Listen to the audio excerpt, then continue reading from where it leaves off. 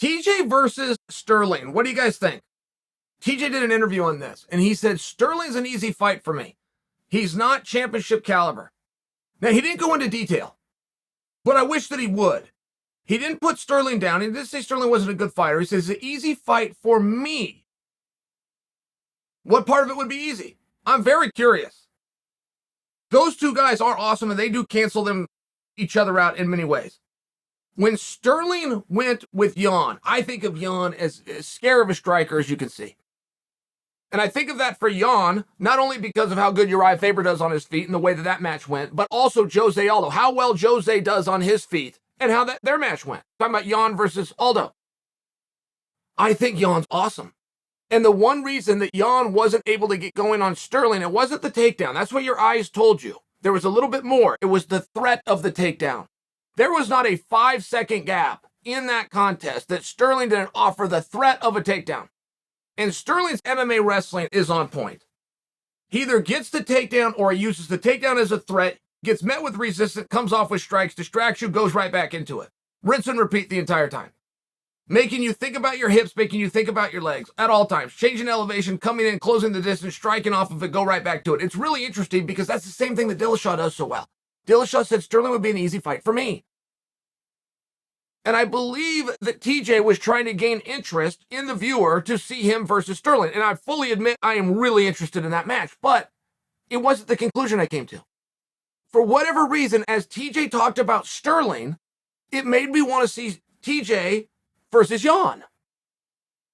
I want to see what's easy. Because the fight only takes place in a few different realms, right? You've got the clinch, you could be on bottom, you could be on top, you could both be up. Like, there's only a few places that a mixed martial arts fight takes place. What part is going to be easy for TJ? What about Jon? Is one guy faster than the other? Is TJ in much better shape than him? TJ more diverse than him? It's one of these tough questions, and we only know when those boys get in there and settle. I understand all of those things, but for whatever reason, when TJ spoke about Jon, it did not make me want to see TJ versus Jon. It made me want to see TJ versus, I apologize, it didn't make me want to see TJ versus Sterling. It made me want to see TJ versus Jon. I want to see their stand-up. I want to see how that goes.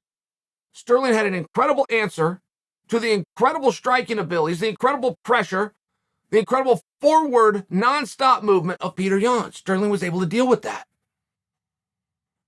I want to know how TJ would. Because TJ's one of these guys, right? He's a Division I wrestler, but he's fantastic on his feet. If you go back to the night that TJ won the championship, Renan Barão was the opponent, and TJ was an 8-1 underdog. At that time, that went down as the biggest upset, according to the odds makers, in UFC history. And it wasn't a hard fight for TJ. TJ absolutely dominated that, but he did so much of it with his kickboxing. So much of it was done with that. Used the wrestling defensively, offered the thought of the threat, got a takedown here or there, but he did it with his hands and his feet. Something we really didn't know TJ was that great at. I could compare that to Jon Jones. I think most people think of Jon Jones as a stand-up fighter. That wasn't early on. You thought of him as a wrestler. But Jon does such incredible work on his feet that when he does rarely go for those takedowns, right? It's one of those things, and I would think it'd be very compelling to see TJ Dillashaw versus Jon. I think that would be a great precursor to tell us, or at least so we could surmise how TJ would do with Sterling. I think 135 pounds is really fun right now. But it's also very tough. You got your best guys, which is Cejudo, who, okay, he's back, but he's in a pool and he said that he needs 6 months. Okay, great. So is he back or not? Then you've got Sterling, who's the champion, who deserves to stay busy. But who do you want to see Sterling fight?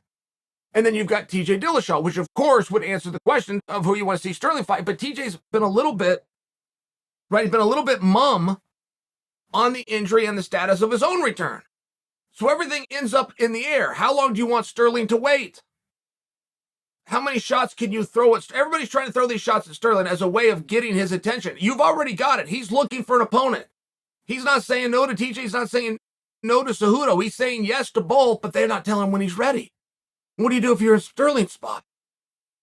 Or you go out and you try to find a new opponent. You try to shine him up. You try to make him as big. It's a tough spot because you've got the right bodies. They've got some real killers at 135 right now. There is no division within the sport that has more world champions on the roster. Dominic Cruz still floating around. Jose Aldo still floating around. I've been always wanting those two to fight each other. For some reason, I'm not getting my way. You got Sugar Sean kicking everybody's ass. You got Ricky Simone coming up fast. But something's going to have to give. Somebody's going to have to get Sterling's attention. I don't know how much putting him down is going to do that. Because I don't know how believable it is.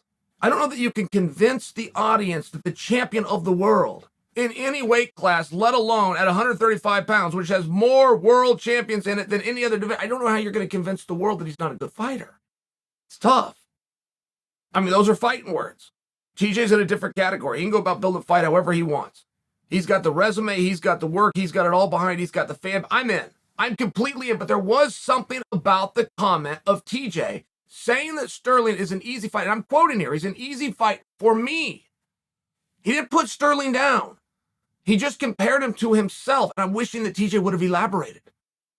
Does TJ think he can outstrike him? Does he think he can outmove him? Does he think he's stronger than him? I mean, I'm open to anything. I just wanted to hear it. And why I wasn't told, why we didn't have that feeling, for some reason, it brought me to Jon.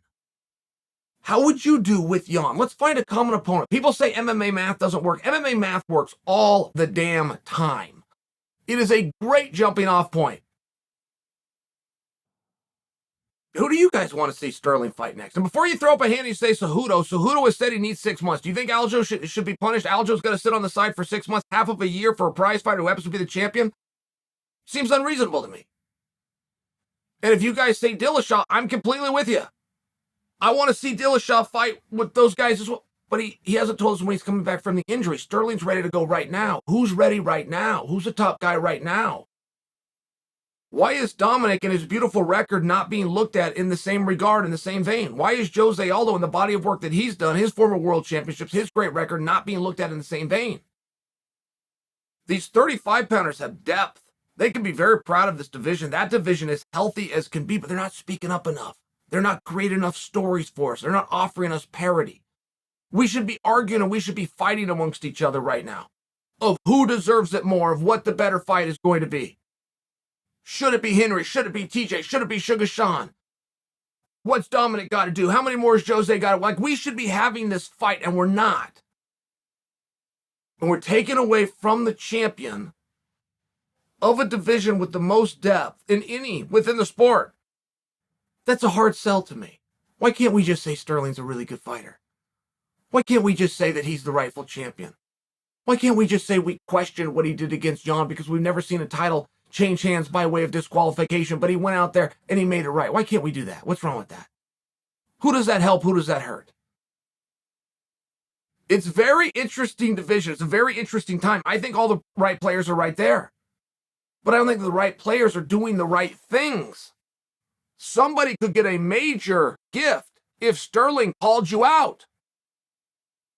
If Sterling anoints someone the number one contender, if he says you're next, there's really nothing bigger that you can do. And maybe that's all TJ's trying to do. He's just trying to piss him off. I don't have a problem with that. I like it. This is an easy fight. This is TJ said Sterling's an easy fight for him. How come? Where are you going to beat him? What do you see within Sterling specifically that you could exploit?